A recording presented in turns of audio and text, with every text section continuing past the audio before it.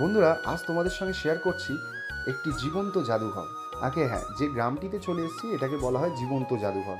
ভারতের উড়িষ্যার পুরীর কাছে অবস্থিত রঘুরাজপুর একটি বিখ্যাত ঐতিহ্যবাহী কারুশিল্প গ্রাম, যেখানে প্রতিটি বাড়িতে ঐতিহ্যবাহী পটচিত্র, চিত্রকলা, তালপাতার খোদাই এবং অন্যান্য কারুশিল্পে বিশেষজ্ঞ শিল্পীরা রয়েছেন।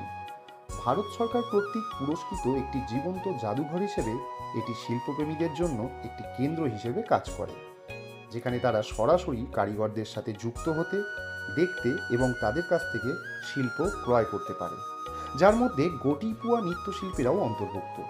গ্রামটি ঘুরে বেশ ভালো লাগলো। বিভিন্ন রকম খোদাই করা মূর্তি, হাতে আঁকা পটচিত্র, অনেক কিছু দেখতে পেলাম। সত্যি জীবন্ত জাদুঘর। অনেকেই হয়তো এই গ্রামে এসছো বা অনেকে আসুনি, যারা আসুনি তারা অবশ্যই এসো, ভালো লাগবে। ভিডিওটা তোমাদের সঙ্গে শেয়ার করলাম, ভালো লাগলে লাইক কমেন্ট করো। দেখা হচ্ছে পরের ভিডিওতে।